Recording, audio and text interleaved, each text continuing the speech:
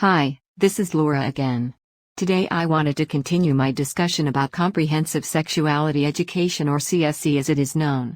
CSE is one of the greatest assaults on the health and innocence of children.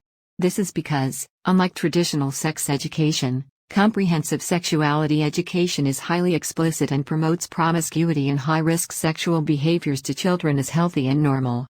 CSE programs have an almost obsessive focus on teaching children how to obtain sexual pleasure in various ways. Yet, ironically, comprehensive sexuality education programs are anything but comprehensive, as they fail to teach children about all of the emotional, psychological and physical health risks of promiscuous sexual activity. The ultimate goal of CSE is to change the sexual and gender norms of society, which is why CSE could be more accurately called abortion, promiscuity, and LGBT rights education. CSE is a rights-based approach to sex education and promotes sexual rights to children at the expense of their sexual health. Comprehensive sexuality education is usually disguised with innocuous-sounding names like human rights education, gender equality education, or sexual and reproductive health education or information. CSE is typically taught to children at the youngest of ages, often without the knowledge or consent of their parents. Since opposition to CSE programs is increasing as more and more parents are learning about its explicit nature, CSE advocates have become better at disguising it. For example, some CSE programs are called abstinence plus programs when they have little or no focus on abstinence and largely focus on sexual pleasure. Just because a program is not specifically labeled comprehensive sexuality education does not mean it is not CSE. So programs called sexual education, sexuality education, sex education, or a number of other things, can still be CSE if they have many of the harmful elements of CSE regardless of how it is labeled. Increasingly, government officials are pressured at the United Nations and elsewhere to accept comprehensive sexuality education without ever seeing the actual curricula or understanding its graphic nature. In fact, in several instances, UN ambassadors have been manipulated into giving speeches on the UN floor promoting CSE as the solution to many world problems, without realizing what they are promoting. One of the main goals of comprehensive sexuality education is to radically change the gender and sexual norms of society and to establish rights for children as sexually autonomous beings. In order to fulfill these alleged sexual rights, activists claim that children must have unfettered access to comprehensive sexual information that leaves no sexual knowledge behind. There are 10 core philosophies upon which CSE programs are based. The first is that children are naturally sexual from birth, therefore any restrictions on their sexual expression or sexual activity violates their sexual rights. The second core philosophy is that to have good health, children and adults alike should be having regular sexual experiences either alone, masturbation, or with persons of either gender. Third, it is each person's right to sexual pleasure, even at the youngest ages, is a primary human right that trumps other rights. Fourth, children have privacy and confidentiality rights that trump the rights of their parents to guide their education in the area of human sexuality. Fifth, children have a right to abortion and to sexual relations without the knowledge and consent of their parents. Sixth, most societal sexual and gender norms, especially those based on religious beliefs, are repressive and unhealthy and should be changed. Seventh, children have the right to experiment with diverse sexual identities and orientations and the behaviors associated with them in order to develop healthy sexuality. Eighth, children are to be enlisted to combat homophobia, transphobia and heterosexism and to advocate for their sexual rights. Ninth, youth should be involved in the design and implementation of CSE programs. And 10th, children, under internationally recognized rights to health and education, have a right to all sexual information, uncensored and without parental consent. Comprehensive sexuality education CSE comes in many forms and can be disguised under the banners of various topics, including the following: comprehensive sex education, sexual education, sexuality education, education, information or counseling on human sexuality, comprehensive sexual health education, information or services, sexual and reproductive health training, education or information, sexual health education or services, HIV/AIDS prevention education, life skills programs, comprehensive education on human sexuality, health and human rights education, rights-based sexuality education. Great efforts are made to conceal the term comprehensive sexuality education and what it entails by using various formulations or changing it up a bit, such as comprehensive education on human sexuality. However, all the formulations point back to the same thing: rights-based sexuality education for children for the purpose of indoctrinating them with regard to their alleged human right to sexual pleasure, pushing forward promiscuity, the LGBT agenda, and promoting abortion rights. When laws are proposed calling for mandatory evidence-based or medically accurate sexuality programs, chances are that proponents of CSE are behind these laws, as they usually claim that their programs are the only ones that are evidence-based or medically accurate. CSE programs often incorporate many positive, non-controversial elements like decision-making skills, life skills training, anti-bullying, HIV/AIDS prevention, gender equality between men and women, etc. This makes it more likely that schools will adopt such programs since they take care of a number of needs in addition to sexuality education. Thus, programs are adopted in many cases without parents or even school administrators carefully examining the whole curriculum. Finally, many CSE programs contain a passing mention of abstinence, even though many advocates of CSE believe youth are incapable of practicing abstinence, but by mentioning abstinence, they can appease parents and administrators and give the impression that their program is an abstinence plus program. However, the reality is that it is more about the plus, with the primary focus on how to obtain sexual pleasure.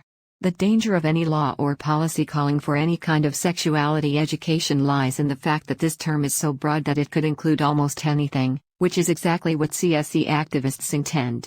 The best approach when creating sex education policies is to insist on reviewing the actual CSE or sex education program to be used, and to refuse to blindly adopt references calling for any kind of education without knowing exactly what it entails. There is too much at stake for the health and innocence of our children to do anything less. Adopting a definition for CSE is not wise, as CSE activists are quite adept at including whatever elements are required for their CSE program to qualify. Also, the term sex education should be used rather than sexual or sexuality education, as the term sexuality opens Pandora's box of sexual possibilities. The addition of the word comprehensive can mean anything, and everything could be included, no matter how graphic. Thus, the term comprehensive in relation to sex education should also be avoided when making policies.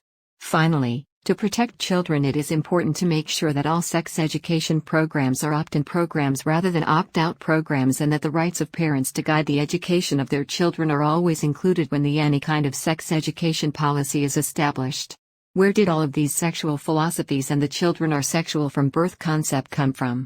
Who decided that the world's children should have all of these sexual rights and should be taught about and encouraged to experiment with high-risk sexual acts? According to two leading international experts, Dr. Judith Reisman, author of Sexual Sabotage, and Dr. Miriam Grossman, author of You're Teaching My Child What? The roots of the sexual rights revolution that spawned the comprehensive sexuality education movement can all be traced back to the fraudulent research led by one man, Dr. Alfred Kinsey. In 1947, Kinsey, now known as the father of the sexual rights revolution, founded the Kinsey Institute at Indiana University to conduct research into human sexuality. Kinsey set out to prove that children are sexual from birth, and that promiscuous sexual behaviors of all kinds are prevalent in society among all ages and therefore are normal and healthy. He believed his research would change all of the gender and sexual norms of society. And it has. The false philosophies on human sexuality that were developed based on Kinsey's sex research have provided the foundation and rationale behind today's comprehensive sexuality education programs that teach children of all ages they have a right to sexual knowledge and sexual pleasure. Kinsey's research has also been widely used to liberalize laws restricting sexual behavior, to reduce punishment. However, it is now widely known that Kinsey's research was fraudulent. Based in part on interviews with incarcerated criminals, prostitutes, and pedophiles, rather than normal, healthy members of society, Kinsey claimed his findings applied to the general population. Kinsey's findings were also based on the sex abuse of children by pedophiles.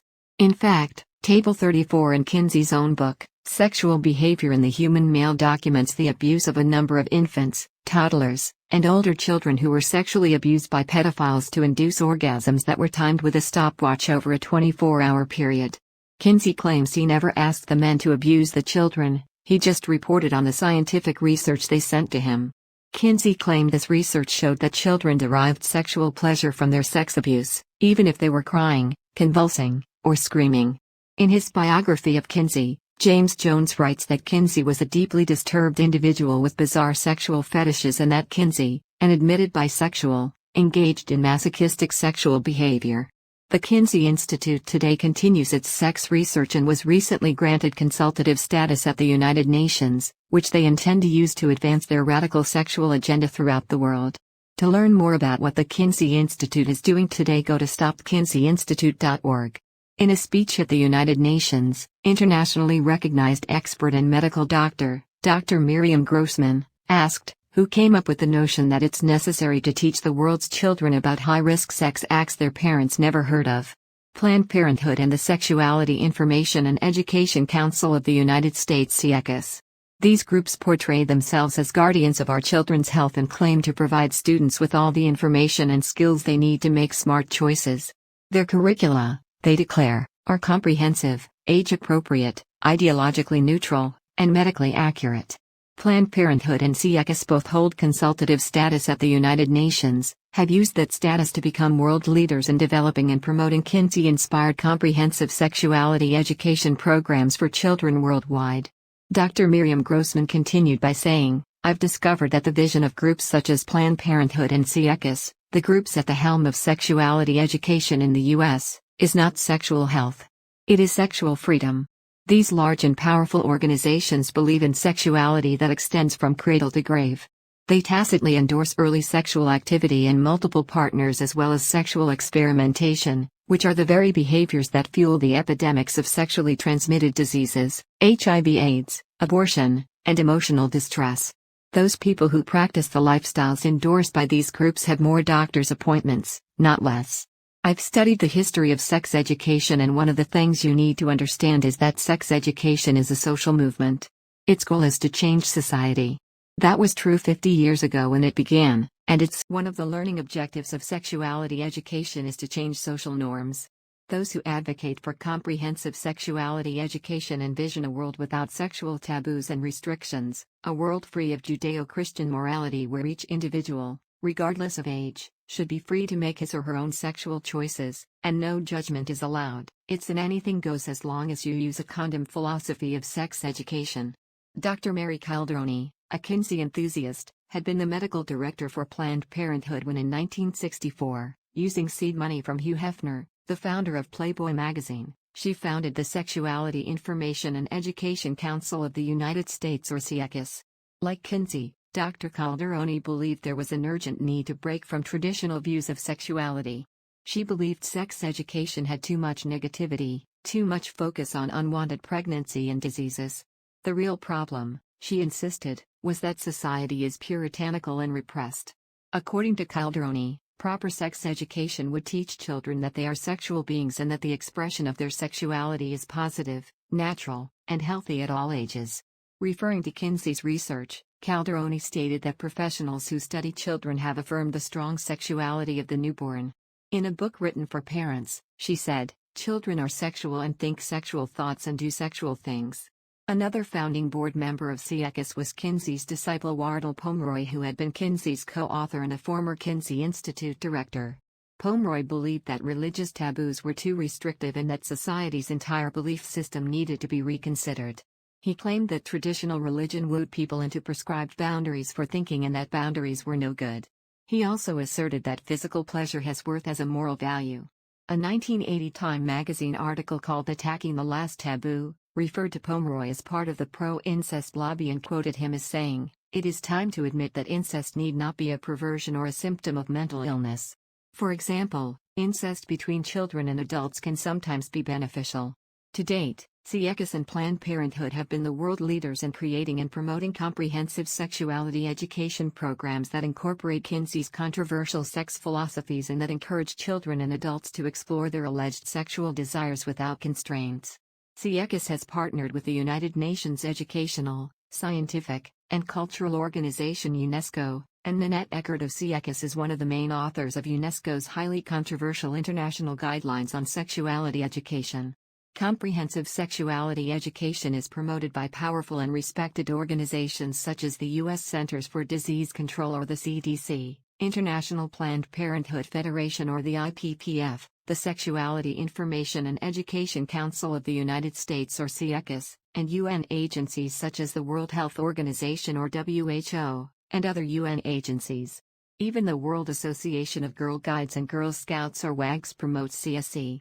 In addition, CSE is heavily promoted at the UN and at national and state legislatures by paid lobbyists of multi-million-dollar organizations and businesses, the most prominent being Planned Parenthood, that profit from services they provide to young people and adults who are sexually active. In fact, it is not unusual for these lobbyists to become members of official UN delegations without the government's understanding the deceptive sexual CSE agenda the lobbyists are intending to promote.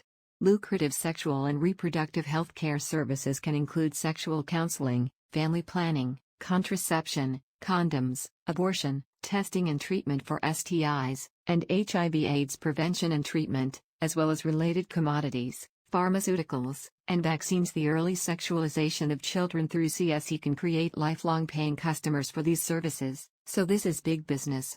Advocates of comprehensive sexuality education programs claim that, among other things, CSE programs will reduce teen pregnancy and STD infections and that they do not sexualize children. We have found neither of these claims to be true. If you want to learn more about CSE, go to nehemiahreset.org and look under their Training and Resource tab to see the information on cultural issues. I hope this video has been helpful to you. Look for other videos on this topic as we seek to educate parents on CSE and the issues related to it. I hope to see you again soon.